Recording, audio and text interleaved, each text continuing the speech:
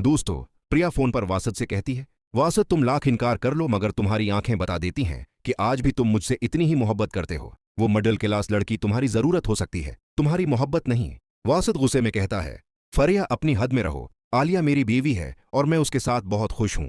तुमने दौलत के लिए मुझे छोड़ा था, अब मेरे पास वापस आने का तुम्हें कोई हक नहीं। इधर हयात नौशन से कहता है, नौशन ये तुम क्या कर रही हो? बच्चों के दरमियान दरारें डालना बंद करो। आलिया इस घर की इज्जत है, उसे कबूल कर लो। नौशन तलख लहजे में कहती है, हयात साहब आप बस आराम करें, आप नहीं जानते कि ये लड़कियां कितनी चालाक होती हैं। मैंने वासिद को बड़ी मंतों से पाला है, किसी गैर की खातिर उसे खुद से दूर नहीं होने दूंगी। इधर अस्पताल में अकरम फजा से कहता है, फजा आपने मेरे बाबा का जिस तरह ख्याल रखा है मैं उसका शुक्रिया अल्फाज में अदा नहीं कर सकता। आप वाकई बहुत मुख्तलिफ हैं। फजा जवाब देती है, इकरम साहब ये मेरा फर्ज था, मगर आलिया जिस तरह आपके घर में खुद को एडजस्ट कर रही है मुझे उसकी फिक्र रहती है। इधर आलिया वासिक से कहती है, वासिक क्या फरिया भी आपके आफस आती है? अम्मी ने मुझसे कुछ ऐसी बातें कही हैं कि मेरा दिल बैठ सा गया है। दोस्तों, आज के लिए बस इतना ही। अगर वीडियो पसंद आई हो तो लाइक करें और साथ ही चैनल को सब्सक्राइब करना ना भूलें। आलिया के दिल में वसूसे पलने लगते हैं। वासिक खामोश रहता है तो उसकी खामोशी आलिया को और बेचैन कर देती है। वो महसूस करती है कि फरिया की वापसी ने उसके प्रसकून घर में तूफान खड़ा कर दिया है। दूसरी तरफ फरिया जानबूझकर बार बार वासिक के आफस आती है, कभी किसी फाइल के बहाने तो कभी पुराने दिनों की याद दिलाकर। वो हर मौके पर आलिया को ये एहसास दिलाने की कोशिश करती है कि वासिक कभी उसका था और शायद आज भी ही दिल में इसी का है। नौशन भी फरिया का साथ देने लगती है। वो हयात की बातों को नजरअंदाज करते हुए आलिया को हर कदम पर नीचा दिखाने का कोई मौके हाथ से जाने नहीं देती। कभी खाने में नक्स निकालती है तो कभी आलिया के मिडिल क्लास होने का ताना देती है। आलिया सब कुछ सह जाती है मगर उसका दिल अंदर ही अंदर टूटने लगता है। इधर इकरम के दिल में फजा के लिए एक नर्म गोशा बनने लगता है। वो उसकी सादगी और खुलूस से बेहद मुतासिर होता है, मगर वो जानता है कि उसके रास्ते में बहुत सी रुकावटें हैं। फजा भी अकरम की इज्जत करती है मगर अपने दिल की बात जबान पर लाने से घबराती है। एक दिन नौशन हद पार कर देती है। वो फरिया को घर बुला लेती है और जानबूझकर आलिया के सामने उसका तारुफ वासिक की पसंद के तौर पर करवाती है। आलिया के पांव तले से जमीन निकल जाती है। वासिक जब ये मंजर देखता है तो गुस्से में आ जाता है। वो पहली बार सबके सामने साफ लफ्जों में कहता है कि आलिया उसकी बीवी है और रहेगी और कोई भी उसकी तौहीन बर्दाश्त नहीं की जाएगी। वासिक के उस रवैये से फरिया को शदीद झटका लगता है। उसके दिल में हसद और नफरत की आग मजीद भड़क उठती है। वो दिल ही दिल में फैसला कर लेती है कि अगर वो वासिक को हासिल नहीं कर सकती तो आलिया को भी चैन से जीने नहीं देगी। दूसरी तरफ आलिया अब खुद को कमजोर नहीं समझती। वो हयात से खुलकर बात करती है और अपने दिल का हाल बयान करती है। हयात को एहसास होता है कि नौशन की जद और फरिया की साजिशें इस घर को तोड़ सकती हैं। वो एक बार फिर नौशन को समझाने की कोशिश करता है मगर नौशन साफ कह देती है कि वो आलिया को कभी दिल से कबूल नहीं करेगी।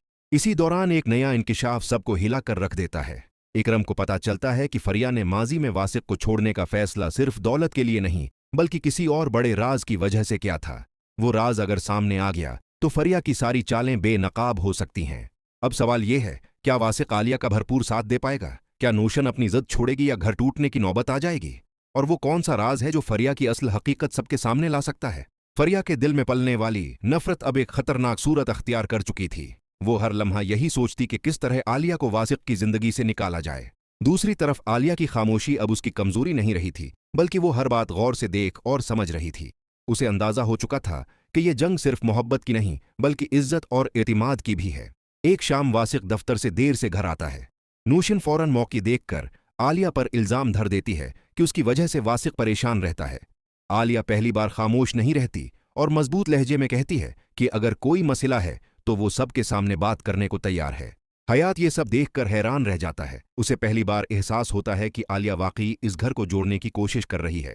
इधर फरिया इकरम से खफिया मुलाकात करती है। वो इकरम को कायल करने की कोशिश करती है कि वासिक और आलिया की शादी एक गलत फैसला है, मगर इकरम उसकी बातों में आने के बजाय उसे खबरदार करता है कि वो घर के सुकून से न खेले।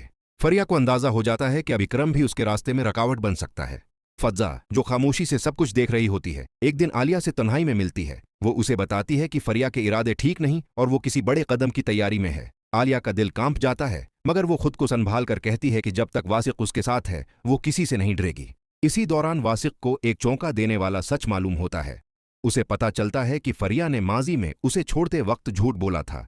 वो सिर्फ दौलत की खातिर नहीं गई थी बल्कि उसने अपने फायदे के लिए एक और शख्स से ताल्लुक जोड़ा था और अब वो दोबारा वासिक की जिंदगी में सिर्फ इसलिए आई है क्योंकि उसे लगता है कि वासिक कामयाब हो चुका है। ये सच वासिक को अंदर से तोड़ देता है। वो फरिया को बुलाकर दो टूक बात करता है और कहता है कि अब उसके दिल में फरिया के लिए कोई जगह नहीं, और अगर उसने आलिया या उसके घर के सुकून को नुकसान पहुंचाने की कोशिश की तो वो सबके सामने सच ले आएगा। फरिया ये सुनकर बज़ाहिर खामोश हो जाती है, मगर उसकी आंखों में इंतकाम की चिंगारी साफ नजर आती है। नूशन अब भी आलिया को कबूल करने के लिए तैयार नहीं होती। वो दिल ही दिल में फरिया के साथ मिलकर कोई आखिरी चाल चलने का फैसला कर लेती है। हयात को महसूस होने लगता है कि अगर अब भी उसने सख्त कदम न उठाया तो ये घर बिखर जाएगा। क्या वासिक अपने फैसले पर कायम रहेगा? क्या आलिया इस घर में अपनी इज्जत और मकाम बना पाएगी, या फिर फरिया और नूशन की साजिशें एक बार फिर सब कुछ बर्बाद कर देंगी?